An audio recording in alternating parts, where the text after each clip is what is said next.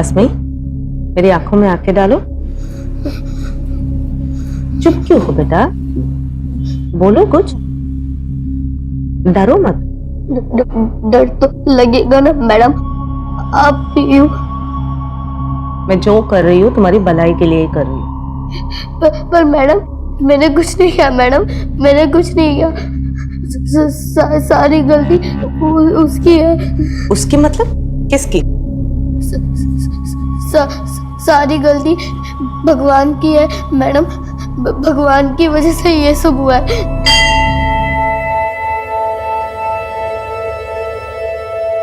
ऐसे क्या देख रहे हो बिना पलक झुककर?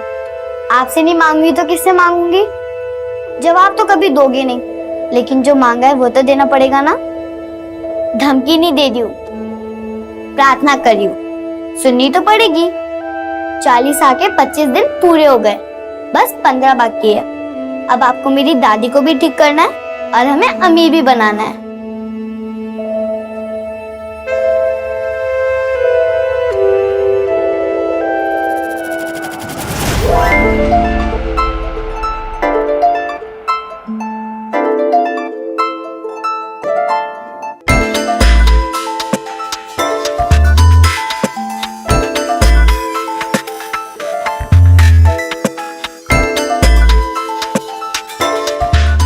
दूसरे के जूते में पैर जमाना आसान नहीं होता है जी। आपकी पुरानी वाली नौकरी ही अच्छी थी, आप उसके कहे पर मत जाइए, अपने हालात के हिसाब से चलिए कौशल जी। मैंने सब हिसाब लगा लिया है फरीदा। तरक्की का पहाड़ चढ़ना है तो जूते भी उसी हिसाब से पहनने पड़ेंगे। करिए जो करना है, लेकिन देखना एक दिन पछताएंगे आप। अपने पैरों पर खुद कुल्हाड़ी मार रहे हैं। अपने पैरों पर कुल्हाड़ी तो एक ही बार मारी थी मैंने, 12 साल पहले जब तुझसे शादी की थी। अब वो मार झेल के इतनी अकल तो आई है कि कभी किसी से मात नहीं खाऊंगा मैं। तो मैं भी आपको उसी तजुर्बे से समझा रही हूँ। अपना तजुर्बा घर संभालने में इस्तेमाल कर, मेरे काम धंधे में नहीं। देख मैं तुझे ना समझा।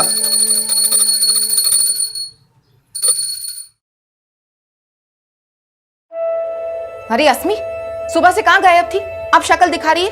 क्या अस्मी सुबह से बाहर थी और तुम्हें कोई फिक्र ही नहीं है?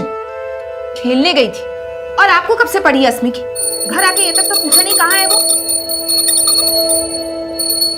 टेंशन मत लो, आ गई आपकी जुबान। बोलो क्या चाहिए?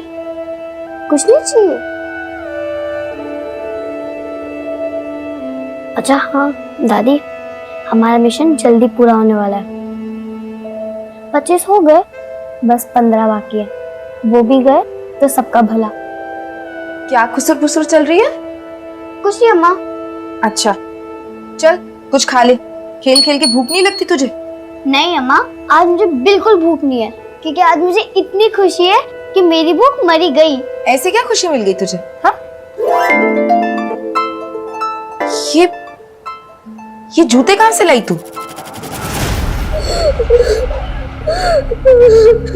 ठीक है, अब मैं कुछ नहीं पूछूंगी तुमसे, पर तुम्हें मेरी एक बात माननी पड़ेगी। तुम ये सारी बातें ना पुलिस नहीं, मैंने कुछ नहीं किया मैडम। डरने की कोई बात नहीं। नहीं मैडम, मैंने कुछ नहीं किया मैडम, मैंने कुछ नहीं किया मैडम। नहीं, चुप हो जाओ, मैं जो बोलूंगी वही करना पड़ेगा, समझ रहे हो? सॉरी, बैठो। देखो अस्मी, मैं तुम्हारी भलाई के लिए ही कर रही हूँ। अब जो मैं बोलूंगी वही करना पड़ेगा।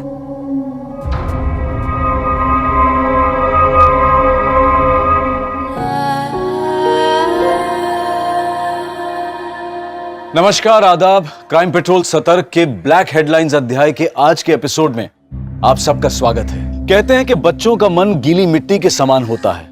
अगर अच्छाई के सांचे में ढालो तो वो हमेशा सही रास्ते पर ही चलेंगे, पर बच्चों को बहकाकर उनसे गलत करवा लेना भी एक विपरीत कला है। और जब बच्चे गलत को सही मानना सीख जाते हैं तो उन्हें अच्छाई का रास्ता दिखाना दुनिया का सबसे मुश्किल काम होता है। ये साल 2019 का एक ऐसा केस है जो आज भी इस मुश्किल दहलीज पर है।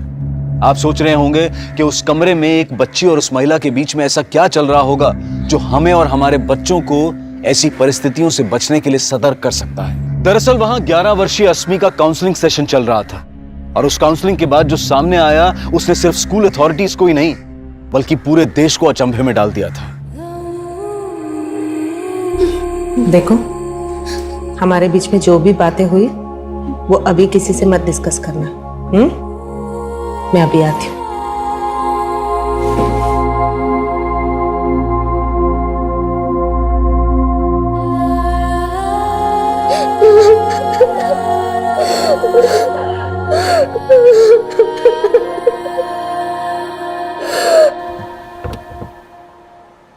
Nandini ji, how was the session? 1 minute sir, बहुत अर्जेंट कॉल करना है।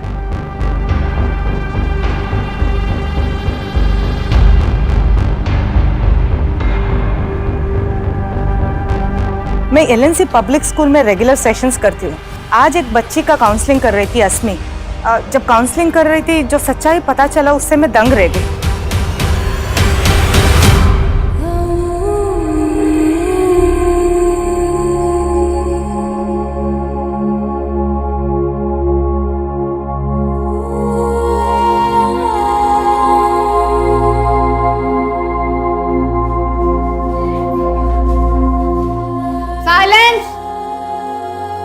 अस्मी बेटा, इधर आना मेरे पास।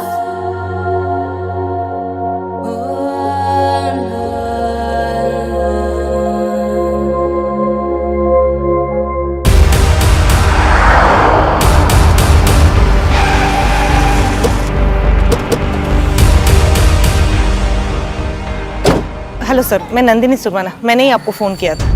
वो बच्ची अस्मी कहाँ है? अब वो अपने क्लासरूम में है सर। मैंने उसको समझा दिया कि वो किसी से कुछ ना कहे। मैंने स्कूल अथॉरिटीज को भी कुछ नहीं बोला है। एक्चुअली मुझे लगता है अथॉरिटीज में ही कोई कल्प्रिट हो सकता है। पूर्ण अथॉरिटीज में? जी, कोई एक नहीं है सर। अस्मी बोल रही थी उसके ऊपर 25 से भी ज्यादा लोगों ने शोषण किए। व्हाट? छोटी बच्ची पर 25 से ज्यादा लोगों ने शोषण किया? जी।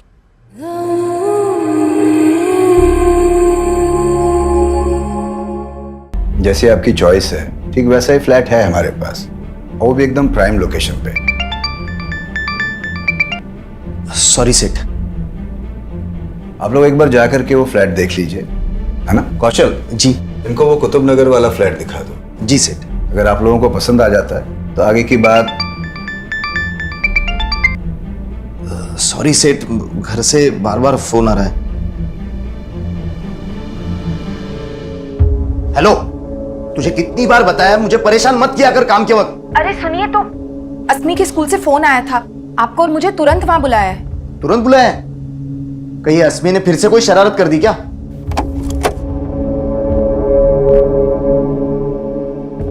अस्मी, बैठो।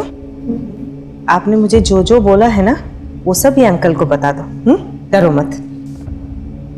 बोलो बेटा। तो डरने की जरूरत नहीं। हम यहाँ पर आपकी मदद करने आए। आप हमें सब कुछ सच सच बताओ। मुझे घर जाना है। मुझे घर जाना है। आपको घर जाना है ना? अम्मा पापा के पास है ना?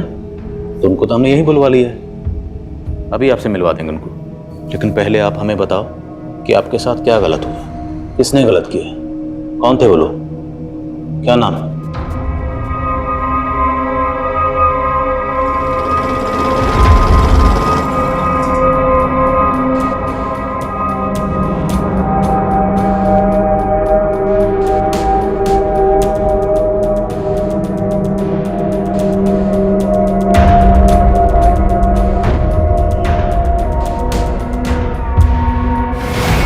मेरे साथ कुछ बुरा नहीं हुआ है अंकल, कुछ बुरा नहीं हुआ है मेरे साथ। अस्मी, ये क्या बोल रहे हो तुम? आपने अच्छा नहीं किया मैडम, अब मैं आपकी बातों में कभी नहीं आऊंगी। अस्मी, ये क्या बोल रहे हो तुम? नंदिनी, एक मिनट प्लीज।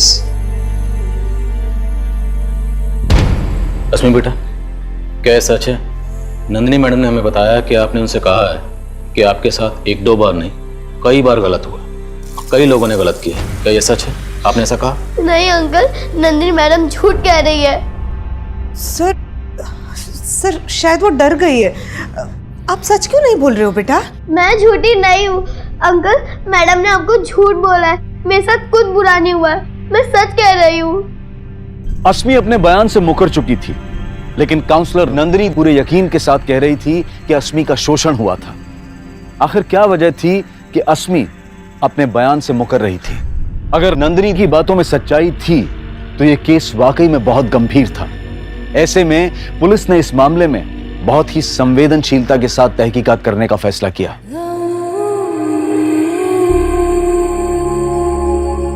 बच्ची के साथ कुछ गलत हुआ या नहीं हुआ, ये पता लगाना हमारी ड्यूटी है। मेडिकल करवा ले। हो सकता है अस्मी डर की वजह से सच ना बोल पा रही। सर देखिए, पहले कम तमाशा नहीं हुआ है हमारे बेटी के साथ। आप सोचिए सर, लोग तरह तरह की बातें करेंगे सर, और जरा सोचिए अस्मी पर क्या गुजरेगी इन सब बातों से।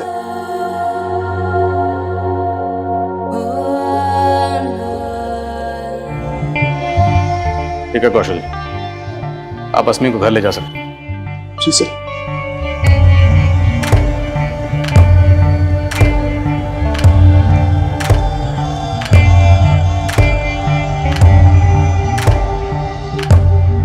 मुन्नी, देख कितने सुंदर जूते हैं।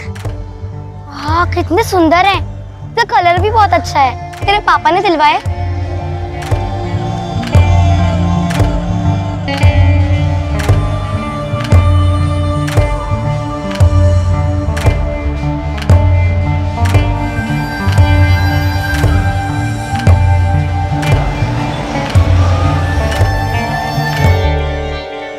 क्या सोच रहे हैं सर? क्या इसमें सच बोल रही है? झूठ। और काउंसलर नंदिनी झूठ क्यों बोलेगी? सर लेकिन सोचने वाली बात यह है कि नंदिनी को एक अनजान आदमी कॉल करता है और अस्मी का नाम लिए बिना वो इस स्कूल के किसी स्टूडेंट के लगातार शोषित होने की बात करता है। हेलो। आप नंदिनी स्वर्णा मैडम बोल रही है ना? हाँ जी, आप कौन? देखिए, अपना नाम तो मैं आपको नहीं बता सकता। नाम नहीं बता सकता? तो मुझे फोन क्यों किया? क्योंकि आप LNC पब्लिक स्कूल के बच्चों को ग्रुप काउंसलिंग देने जाती है ना। उस ग्रुप में एक बच्ची ऐसी भी है जिसका काफी लंबे टाइम से शोषण हो रहा है। क्या? किस बच्चे के बारे में बात कर रहे हो आप? अब ये तो आपको ही पता लगाना होगा मैडम। हेलो। और सर, नंदिनी इतने सारे स्टूडेंट्स में सिर्फ अस्मी को फिगर आउट करती है। पिछले सेशन में मैंने एक टॉपिक डिस्कस की थी, गुड टच और बैड टच। याद है आप सबको? अच्छा, आज तक उस सेशन के बाद किसी ने बैड टच महसूस किया है?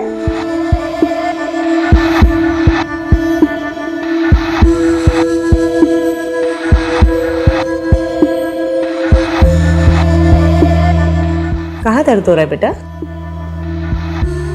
दर्द? नहीं मैडम, मुझे कोई दर्द नहीं हो रहा।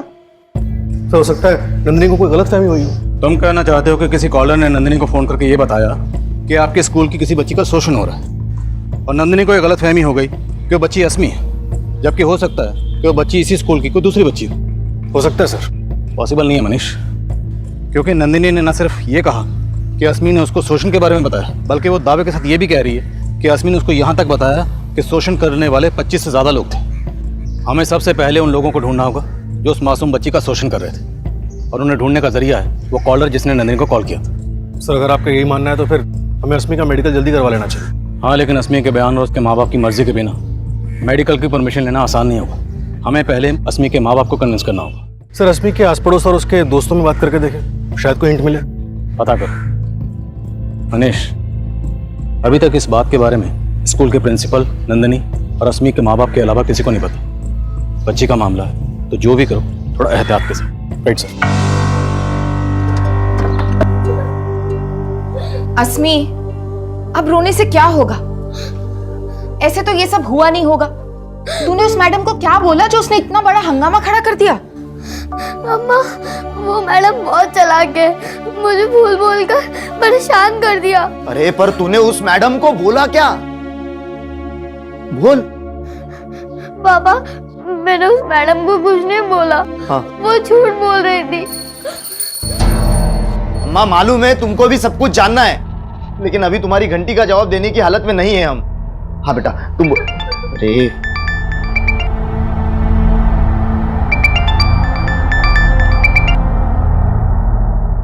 हेलो कौशल, तू 1 घंटे का बोल के गया था ना? तू अभी तक से ऑफिस नहीं आया? हाँ सेठ, मैं वो क्या मिमिया मत। अभी के अभी तो अगर ऑफिस नहीं आया ना तो दोबारा आने की जरूरत भी नहीं है। सर मैंने तब भी बोला था जिस आदमी ने मुझे फोन किया था उसके बारे में मुझे कुछ नहीं पता है, पर उसने जो बोला था वो सही निकला।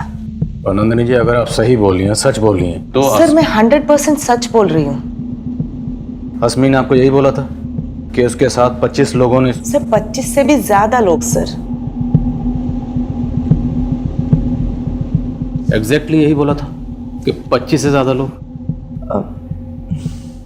नहीं, वो उसने कुछ ऐसा बोला था कि उसके साथ कई लोगों ने गलत कर चुके हैं। उसने बोला कई लोग गलत चुके? जी।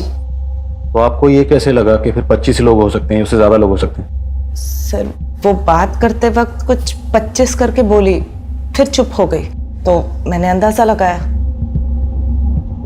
तो आपका कोई और अंदाजा जिससे हमें उन 25 लोगों के बारे में कुछ पता चल सके, उनका नाम, कोई क्लू? नहीं सर मैं जानने की बहुत कोशिश की थी, पर अस्मी ने, हाँ सर, वो बात करते वक्त उसने किसी का नाम लिया था शायद। किसका नाम? बल्लू या बल्ली, ऐसा कुछ।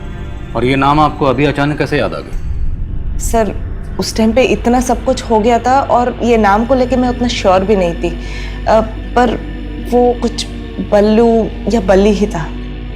अभी आप श्योर? यस सर, पर उसने एक ही बार बोला था, फिर उसके बाद उसने किसी के बारे में कुछ नहीं बताया।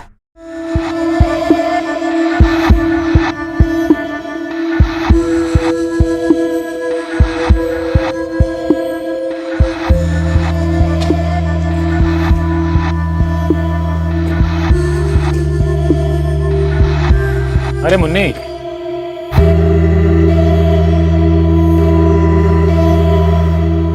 देखो मैं क्या लाया तुम्हारे लिए, चॉकलेट।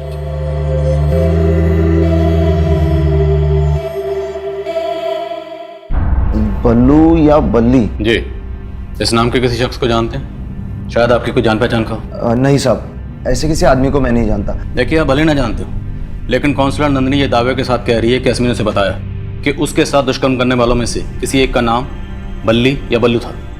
हाँ, पर अस्मी के साथ ऐसा कुछ हुआ? अगर अस्मी के साथ ऐसा कुछ नहीं हुआ तो वो कौन था जिसने काउंसलर नंदिनी को फोन किया? साहब मुझे ना कुछ समझ नहीं आ रहा है। देखिए, आप ठंडे दिमाग से सोचिए, याद करिए, शायद किसी से आपका कोई झगड़ा हुआ, कोई ऐसा शख्स जो आपको और आपके परिवार की बदनामी करवाना चाहता हो। बदनामी करने की सोची होगी उसने, पता नहीं उसे ऐसा क्या मिला है जो हमें इतनी सफाई देनी पड़ रही है। आपको किसी को सफाई देने की जरूरत नहीं पड़ी। देखिए, हम आपको या आपकी बच्ची को परेशान नहीं करना चाहते, हम सिर्फ ये जानना चाहते हैं कि अस्मी के साथ कुछ गलत हुआ है या नहीं हुआ, और अगर गलत हुआ है तो उसे जानने का जरिया है मेडिकल। एक बार साहब परेशान मत होइए, हम समझते हैं मामला सेंसिटिव है, बात लीक नहीं होगी। Excuse me. Hello sir, Nandini को जिस पीछे से कॉल किया गया था वहाँ पे कोई सीसीटीवी कैमरा नहीं है। आसपास पूछताछ करने पे भी पता नहीं चल रहा है कि वो आदमी कौन हो सकता है जिसने नंदिनी को कॉल किया था। और अस्मी के फादर को भी इस बारे में कोई अंदाजा नहीं है, लेकिन ये कॉलर जो भी होगा ये अस्मी का शुभचिंतक होगा जो अस्मी के बारे में सब कुछ जानता होगा। तो अगर शुभचिंतक ही था तो फिर नंदिनी को उसने अपना नाम क्यों नहीं बताया? यहाँ तक कि उसने अस्मी का भी नाम नहीं लिया। नंदिनी किसी बल्लू या बल्ली का नाम ले रही है। अगर नंदिनी की बात सही है तो जिन लोगों ने अस्मी के साथ दुष्कर्म किया उनमें से किसी एक शख्स का नाम बल्लू या बल्ली हो सकता है। अस्मी के स्कूल, घर, सारे एरिया में पता करो, जो बल्लू और बल्ली नाम के शख्स हैं सबकी डिटेल्स निकलो। बोल। अरे तुझे कहा ना, मुझे बच्ची नहीं चाहिए। जवानी तो बीवी ने बिगाड़ दी, अब बुढ़ापा नहीं बिगाड़ना है मुझे। अरे बुढ़ापे में लाठी की जरूरत होती है, और जब लाठी मिल जाएगी ना तो मुझे फोन करना, समझा?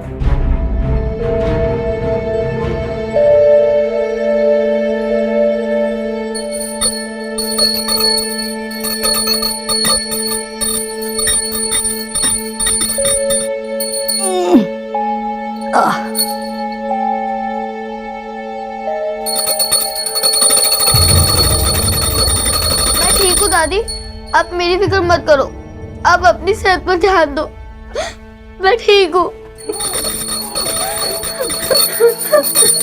क्या हुआ अस्मी?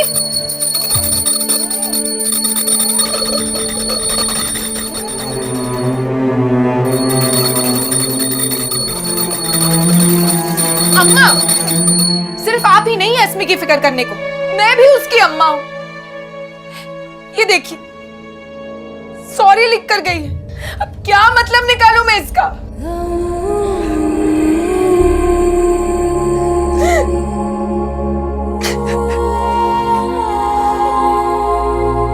सॉरी अम्मा, ये अस्मी के ही लिखे हुए शब्द थे, पर वो उन्हें जुबान क्यों नहीं दे पाई? आखिर क्या चल रहा होगा उस मासूम के जहन में? और सॉरी तो पछतावे का प्रतीक होता है, तो फिर अस्मी को किस बात का पछतावा था? नंदिनी के मुताबिक अस्मी के साथ दुष्कर्म किया जा रहा था, और अगर ये सच था तो क्या एक पीड़िता खुद को कोस रही थी? और अगर नहीं, तो फिर उस सॉरी अम्मा के पीछे उस बच्ची के भाव क्या थे? इस केस को डील करना पुलिस के लिए बिल्कुल आसान नहीं था, और फिलहाल वो नंदिनी द्वारा बताए उस आदमी को ढूंढ रहे थे जिसका नाम बल्लू या शायद बल्ली था।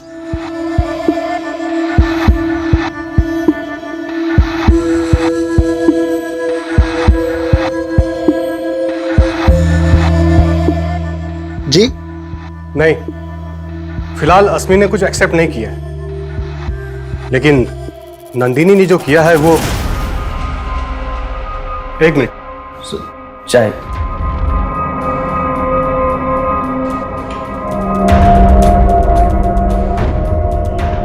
पुलिस अस्मी के स्कूल, घर, मोहल्ले, हर जगह बल्लू और बल्ली नाम के आदमी का अस्मी से कनेक्शन ढूंढ रही थी। लेकिन इस केस को सही डायरेक्शन देने के लिए पहले यह जरूरी था कि अस्मी का मेडिकल टेस्ट करवाया जाए, जिसके लिए पुलिस लगातार अस्मी के पेरेंट्स पर दबाव डाल रही थी।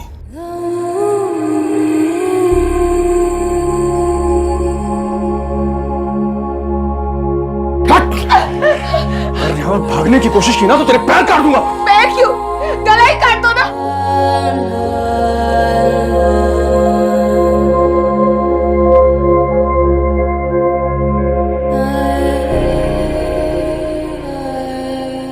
अभी हम कभी पीछे मुड़ के नहीं देखेंगे फरीदा। हम साथ मिलके ये घर बसाएंगे अपने होने वाले बच्चों के साथ।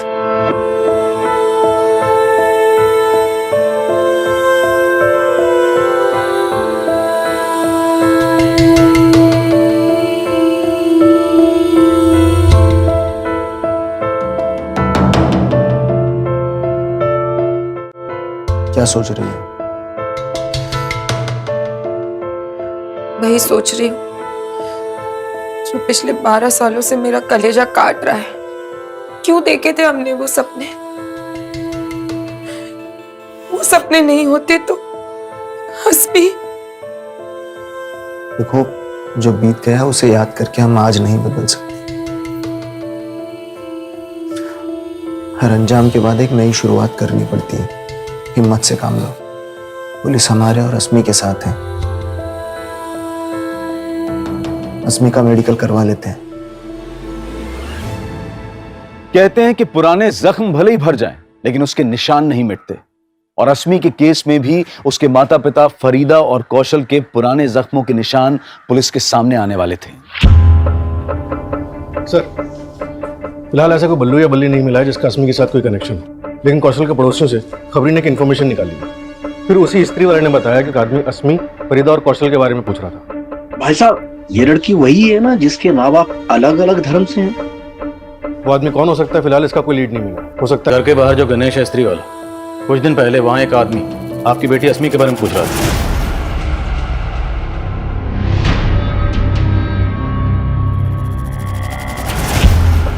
कौन आदमी? और ये तो गणेश भी नहीं जानता, लेकिन वो जो भी था वो इतना जरूर जानता है कि शादी से पहले आपका और आपकी बीवी दोनों का मजहब अलग था। हो सकता है वो आपका या आपकी बीवी का कोई ऐसा रिश्तेदार हो जो नहीं चाहता था कि आप दोनों की शादी हो। साहब, ऐसे तो फरीदा के भाई को एतराज था हमारी शादी से, लेकिन उनकी तो डेथ हो गई है। और आपकी पहली बीवी, उसे कोई एतराज नहीं था, आप उसे छोड़ के फरीदा से शादी कर रहे थे। साहब, सरिता से मैं डिवोर्स ले चुका हूँ। डिवोर्स की वजह जान सकता हूँ? साहब, हमारे बीच बनती नहीं थी। देख रही है, थक करके काम से लौटाओ, पानी तक नहीं दे सकती। तुमको नहीं दिख रहा है मैं भी काम कर रही हूँ, खुद भी तो ले सकते हो ना। हाँ, चाय भी मैं ही बना लेता हूँ, रात का खाना भी बना लूंगा। हाँ तो ठीक है ना, बना लो। तुम्हारी बीवी हूँ, नौकरानी नहीं। क्या कहा तूने? बीवी? अरे बीवी कहलाती है, लेकिन एक बच्चा नहीं दे सकती मुझे। तो आपकी पहली बीवी सरिता से डिवोर्स लेने की एक वजह यह भी थी कि उसे बच्चा नहीं हो रहा था। सबसे बड़ी वजह सरिता का स्वभाव था साहब। बहुत झगड़ालू थी वो, और ये 12 साल पहले की बात है साहब। इससे अस्मी के साथ जो है उससे क्या वास्ता? सर, शायद कोई वास्ता हो, वो आदमी जिसके बारे में गणेश बता रहा था, हो सकता है कौशल की पहली बीवी के साथ उसका कोई ताल्लुक हो। उस आदमी को ढूंढना तो पड़ेगा, और उस कॉलर को भी जिसने काउंसलर नंदिनी को फोन किया था। वो वाकई अस्मी का शुभचिंतक है, जिससे शायद पता है कि अस्मी के साथ ये दुष्कर्म किसने किया था। सर लेकिन कॉलर को ढूंढने का कोई जरिया भी तो नजर नहीं आ रहा। मनीष जरिया ढूंढना पड़ेगा, क्योंकि कोई एक बल्लू या बल्ली नहीं है, 25 से ज्यादा लोग हैं जिन्होंने बच्ची के साथ दुष्कर्म किया। और ये कोई भी हो सकता है, अस्मी के मोहल्ले, रिश्तेदारों में, स्कूल में से कोई भी हो सकता है। घुस जाओ और पता लगाओ सबका। मैं काउंसलर नंदिनी से मिलता हूँ, शायद उससे कोई क्लू मिले। सर, उस दिन जब मैं अस्मी से बात कर रही थी, वो एक ऐसी चीज बोली जो बहुत अजीब था। क्या बोला उसने? पहले तो लगातार बोल रही थी इन सब चीजों में उसकी कोई गलती नहीं है, फिर बाद में अचानक से उसने एक चीज बोला, सारी गलती भगवान की है। भगवान की गलती? हाँ सर, मैंने कोशिश की ये जानने के लिए उसने ऐसा क्यों बोला, पर उसने कुछ नहीं बताया। एक मासूम बच्ची जिसके साथ 25 से ज्यादा लोग दुष्कर्म कर रहे थे, उस गलती को भगवान की गलती क्यों बोलेगी? सर पूछताछ में ये भी सामने आया कि अस्मी अक्सर एक मंदिर जाया करती थी। मंदिर? सर अस्मी के स्कूल में एक पियोन है जिसका नाम बल्लेश्वर है, और पता चला कि उसके घर वाले उसे बल्ली भी कहते हैं।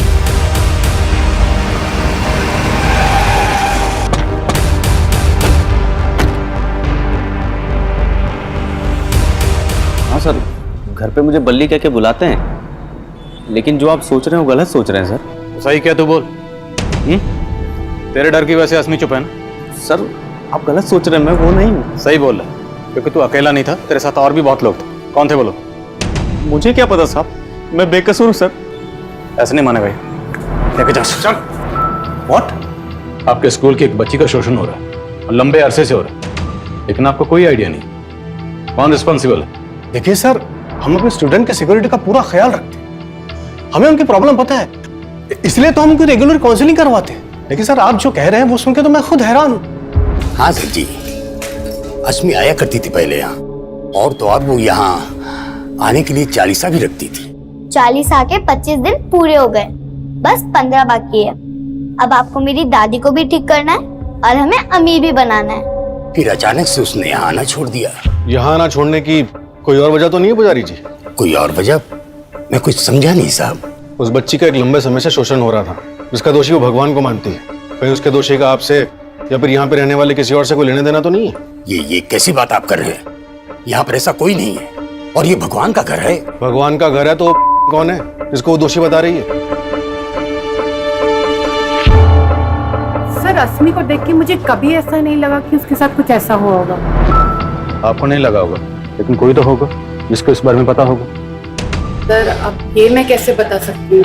आप अस्मी की क्लास टीचर हैं, तो आप इतना तो जानती ही होंगी कि ऐसी कौन सी फ्रेंड है जिसके अस्मी काफी क्लोज है। अस्मी आपकी बेस्ट फ्रेंड है। बेस्ट फ्रेंड तो एक दूसरे सब कुछ शेयर करते हैं ना? अस्मी ने कभी आपको बताया कि उसके साथ कुछ गलत हो रहा है? नहीं अंकल, मुझे कुछ नहीं पता।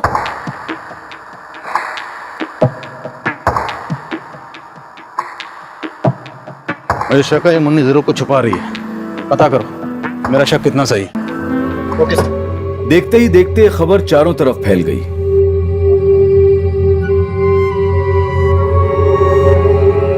पूरे देश में हलचल का माहौल पैदा कर दिया था।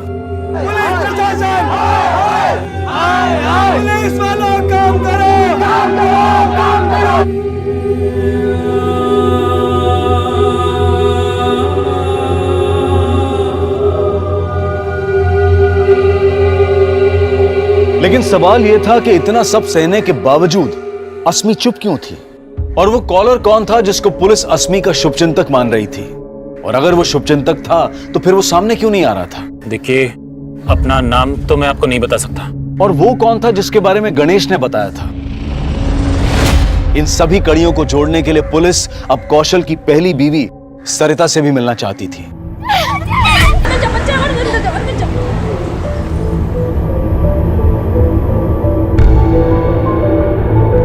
पिछले 12 साल से मैंने कौशल की शक्ल तक नहीं देखी, और उसकी बीवी और बेटी से मेरा कोई लेना देना नहीं है। बच्चे ना होने की वजह से भी कौशल ने आपसे डिवोर्स लिया था। कहीं इसी जलन में आपने कौशल का बदला उसकी बेटी से तो नहीं लिया? इतनी गई गुजरी नहीं हूँ मैं। कौशल के मुझे छोड़ने की वजह फरीदा थी। एक तरफ वो मेरे साथ रह रहा था और दूसरी तरफ उस फरीदा से इश्क लड़ा रहा था। और वो फरीदा, वो भी कुछ कम नहीं थी। जैसे कौशल ने मुझे छोड़ा, उसने भी अपने पति को छोड़ा था। क्या ये कौशल से फरीदा की दूसरी शादी थी? जी अब क्या पता, बदला फरीदा के पहले पति ने लिया हो, और शक आप मुझ पर कर रहे हैं। ये फरीदा का पहला पति कौन था? हाँ साहब, कौशल जी की तरह मैं भी अपने पहले रिश्ते से तंग आ गई थी। जुबेर मेरे साथ बहुत मारपीट करता था। भागने की कोशिश की ना तो तेरे पैर काट दूंगा मैं। पैर क्यों? गला ही काट दो ना। बड़ी मुश्किल से मैंने जुबेर को छोड़ा। तो छोड़ने के बाद आप लोगों को कभी ऐसा नहीं लगा कि जुबेर इसका बदला ले सकता है? साहब 12 साल पुरानी बातें हैं। पर जुबेर आया था। हमने आपके घर के सामने जो स्त्री वाला गणेश, उससे पूछा, उसने कंफर्म किया। हमने उसे जुबेर की फोटो दिखाई, उसने बताया कि यही वो शख्स है जो उससे पूछताछ कर रहा था। अब इतने सालों बाद जुबेर यहाँ क्यों आया होगा, और वो आपकी बेटी अस्मी, उसके बारे में क्यों पूछ रहा था? साहब मुझे नहीं मालूम गणेश ने उसको कब देखा, लेकिन मैंने आखिरी बार जुबेर को करीब साल भर पहले देखा था, जब मैं अस्मी के साथ मार्केट से लौट रही थी। लेकिन मैं उसे नजरअंदाज करके चली गई। उसके बाद मैंने जुबेर को कभी नहीं देखा।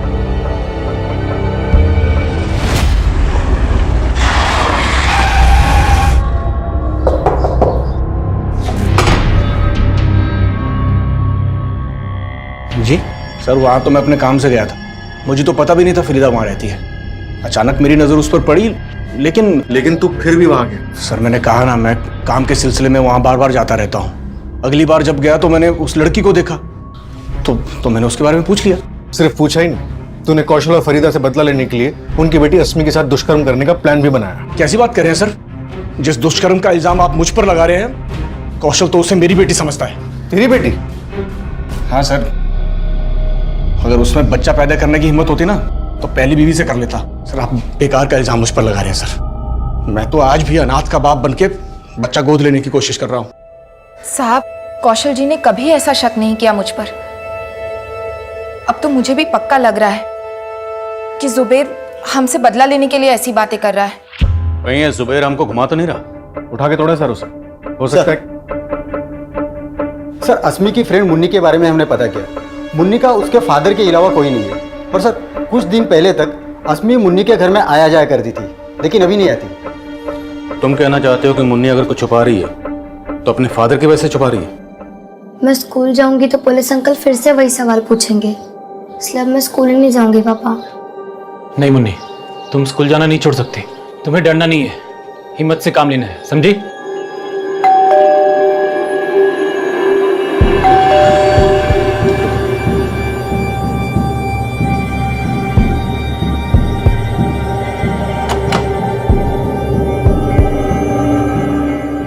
सर मुन्नी ऐसा कुछ भी नहीं जानती जैसा कि आप सोच रहे हैं। आप बेकार बच्ची को परेशान करेंगे सर, प्लीज सर। हम बच्ची को परेशान नहीं करेंगे, तुमसे पूछेंगे मुन्नी क्या जानती है। क्या मतलब सर? बच्ची के दुष्कर्म का केस, और वो बच्ची यहाँ अक्सर आती जाती थी, तो तुम पर भी शक करेंगे ना? क्या क्या बोल रहे सर आप? कैसी बात कर रहे हैं सर? मैंने खुद वो काउंसलर मैडम को अस्मी के बारे में बताया। तो काउंसलर को फोन तुमने किया था? आप नंदिनी स्वर्णा मैडम बोल रही है ना? हाँ जी, आप कौन? देखिए अपना नाम तो मैं आपको नहीं बता सकता। तो मुझे फोन क्यों किया? क्योंकि आप LNC पब्लिक स्कूल के बच्चों को ग्रुप काउंसलिंग देने जाती है ना। उस ग्रुप में एक बच्ची ऐसी भी है जिसका काफी लंबे टाइम से शोषण हो रहा है।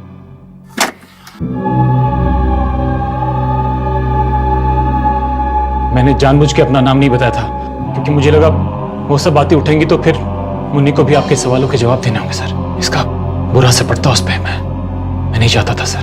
तो तुम्हें ये सब बातें किसने बताई? मुन्नी ने? हाँ सर, अस्मी ने सिर्फ मुन्नी को ही वो सारी बातें बताई थी। अंकल अस्मी मेरी बेस्ट फ्रेंड है, लेकिन एक बार मेरी उससे खट्टी हो गई थी। मुन्नी देख कितने सुंदर जूते हैं। वाह कितने सुंदर हैं, इसका कलर भी बहुत अच्छा है। तेरे पापा ने दिलवाए? तो फिर सीक्रेट है, मत बता। अब मैं तुझसे तभी बात करूंगी जब मेरे भी पैरों में ऐसे जूते होंगे। मेरे पापा दिलवाएंगे मुझे। मुन्नी तेरे पापा तुझे इतने महंगे जूते दिलवा सकते हैं, लेकिन मेरे नहीं। मंदिर के बाहर मिले थे, मन किया कि एक बार पहन लूं तो पहन के आ गई। तूने चोरी की? मेरे पापा कहते हैं जो बच्चे चोरी करे उनसे दोस्ती मत करना। मुन्नी, मुन्नी! मैंने जब उससे बात करना बंद किया तो उसको बहुत दुख हुआ। तेरी बारी। मुन्नी, मुन्नी, मुन्नी, प्लीज मुझे माफ कर दे। मुझसे कट्टी मत हो। तेरे अलावा मेरा और कोई दोस्त नहीं है। अगर तू मुझे अपना दोस्त मानती है तो प्रॉमिस कर, आज के बाद ना तो चोरी करेगी और ना ही झूठ बोलेगी। प्रॉमिस। अश्मी मेरे साथ बहुत खुश थी, पर अचानक से वो अपसेट रहने लगी।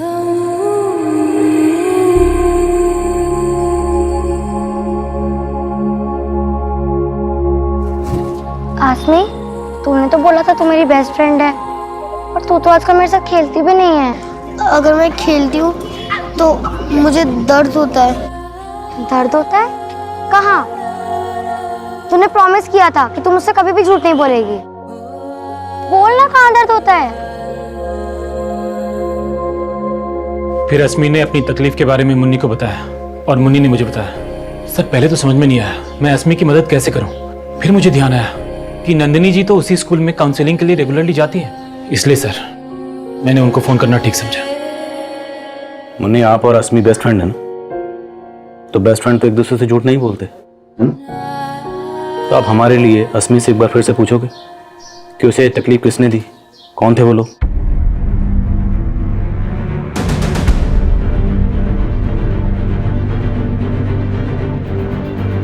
अस्मी ने इतनी सी उम्र में क्या कुछ नहीं झेला, ये सोचकर किसी की भी रूह कांप जाए।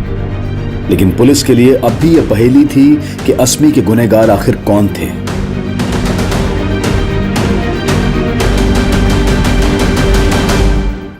बैठो। मैडम, आप मुझे यहाँ पर क्यों लेकर आई हैं? आप मुझे पनिश करने वाली हैं? नहीं अस्मी, मैं आपको पनिश नहीं कर रही हूँ। मुझे आपसे कुछ बात करनी है। आपके बाद बाकी बच्चों से भी बात करूंगी, और आपसे पहले, क्योंकि आप स्पेशल हो। मैं स्पेशल हूँ? इसीलिए तो बुलाया है। अच्छा, अभी एक गेम खेलेंगे। रेडी? ठीक है, मैं जो भी क्वेश्चन पूछती हूँ उसका फटाफट जवाब देना है। दोगे? आपका फेवरेट क्या है, चॉकलेट या आइसक्रीम? चॉकलेट। डैडी या मम्मी? अम्मा। Favourite person? दादी। वेरी गुड, ये गेम में तो आप जीत गए। अभी हम दूसरा गेम खेलते हैं। मैं जो बोलती हूँ वो करना पड़ेगा, करोगे? अच्छा, अभी आप हाथ लेके जाके कान खींचो। हाँ। कान खींचते हो तो अस्मी को कहाँ दर्द होता है? कान में। नाक खींचते हो तो कहाँ दर्द होता है? नाक में। और खांसते हो तो कहाँ दर्द होता है? मुझे बताने से डर रहे हो, है ना? देखो, मैं आपको एक सीक्रेट बताती हूँ। अगर आप मुझे सब कुछ बता दोगे ना तो मैं किसी को नहीं बोलूंगी। और आप मुझे नहीं बताओगे तो मुझे आपके मम्मी पापा से बात करना पड़ेगा। नहीं मैडम, उनको मत बताना, उनको कुछ भी मत बताना। तो आप मुझे बता दो वो कौन है। अस्मी, जैसे स्ट्रांग होके तुम ये दर्द सह रहे हो ना, वैसे स्ट्रांग होके मुझे उनका नाम बता दो। नहीं तो मैं जाके बल्लू बली, बल्लू बली अंकल। कौन है ये अंकल? कब से परेशान कर रहे तुम्हें? क्लास 5 से।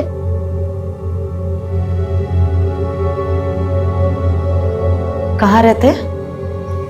मुझे नहीं पता, दूसरे अंकल को पता है। दूसरे अंकल? उसी ने मेरी बुद्धि खराब की। अच्छा खासा कंडक्टर का काम करता था, बोला स्टेट एजेंट बन के दुगना कमाऊंगा, और फिर मुझे पाई पाई के लिए मोहताज कर दिया उसने।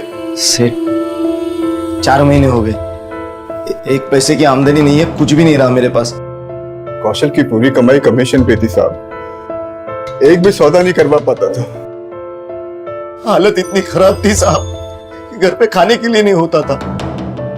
ये लो, खा लो, और अपने अशफाक सेठ को भी बुला लो दावत पर।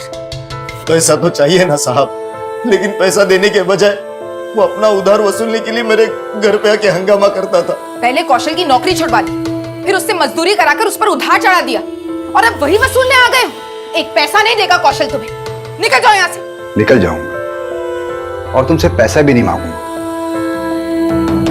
लेकिन उसके बदले में तुम्हें भी मुझे कुछ देना होगा।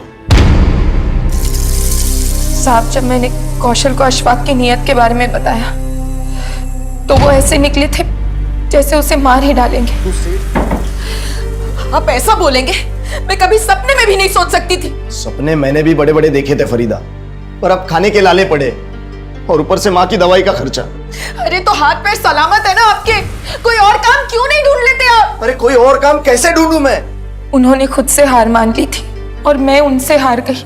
मुझे मजबूर कर दिया था साहब। और जब अशफाक का मन मुझसे भर गया तो वो, मैं इसके खिलाफ थी लेकिन फिर हार गई। उस राक्षस के पास भेजने के लिए कौशल अस्मी को भी हमारी गरीबी का वास्ता देने लगा साहब। बेटा, तू रोज भगवान से यही मांगती है ना कि दादी ठीक हो जाए और हम अमीर बन जाए।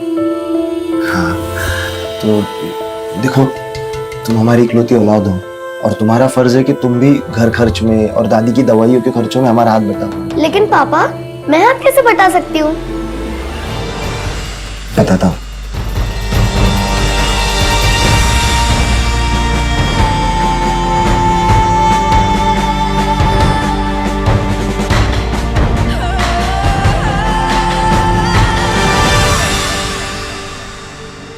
गरीबी का वास्ता देकर तुम लोगों ने अस्मी को यह पट्टी पढ़ाई कि वो जो कर रही है सही कर रही है, और अपना गुनाह छुपाने के लिए उससे चुप रहने का नाटक भी करवाया।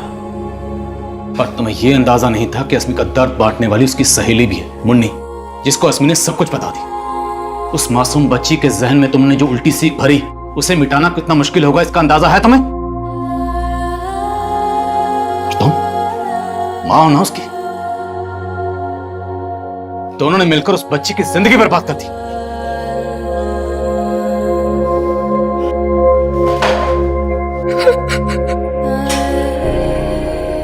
ऐसे दुष्कर्मों से जुड़े केसेस को लेकर हम सालों से अफसोस जता रहे हैं, कभी कैंडल मार्च निकालकर तो कभी धरना देकर। हम ऐसे घिनौने आरोपियों को सख्त से सख्त सजा दिलवाने की मांग करते हैं और अदालत भी ऐसे आरोपियों के प्रति कड़ा रुख अपनाती है, लेकिन फिर भी ऐसे अपराध रुकने का नाम नहीं ले रहे हैं। लेकिन इस केस का सबसे हैरान कर देने वाला पहलू यह है कि जिस गुनाह के लिए अस्मी के माता पिता को सजा मिलने वाली है, उस गुनाह को अस्मी उनका गुनाह नहीं बल्कि अपनी जिम्मेदारी समझ रही है। उसका सॉरी अम्मा लिखने का भाव भी यह था कि वो मासूम समझ रही थी कि वो सारी बातें सबके सामने लाकर उसने अपने पेरेंट्स का भरोसा तोड़ा है, इसलिए वो सॉरी फील करती है। अब सोचे कि उस बच्ची को समझाना क्या आसान होगा कि उसके माता पिता उससे कुछ भी सही नहीं करवा रहे थे। और मान लीजिए कि अगर एक उम्र के बाद उसको एहसास होता भी है कि उसके माँ बाप उसका शोषण कर रहे थे, तो उसके दिल पर क्या गुजरेगी? बचपन में जब कुछ एक गलत शुरुआत से शुरू होता है तो उसे फिर से सही और नई शुरुआत दे पाना हमेशा मुश्किल होता है। अब मैं अनूप सोनी आपसे विदा लेता हूं, फिर मुलाकात होगी क्राइम पेट्रोल सतर्क के ब्लैक हेडलाइंस अध्याय में एक और नए केस के साथ। और याद रखें, क्राइम और आपके बीच में सिर्फ इतना फर्क है कि आप कितने सतर्क हैं। सतर्क रहें, सुरक्षित रहें। जय हिंद। For more updates, subscribe to our channel, click the show links and enjoy watching the videos.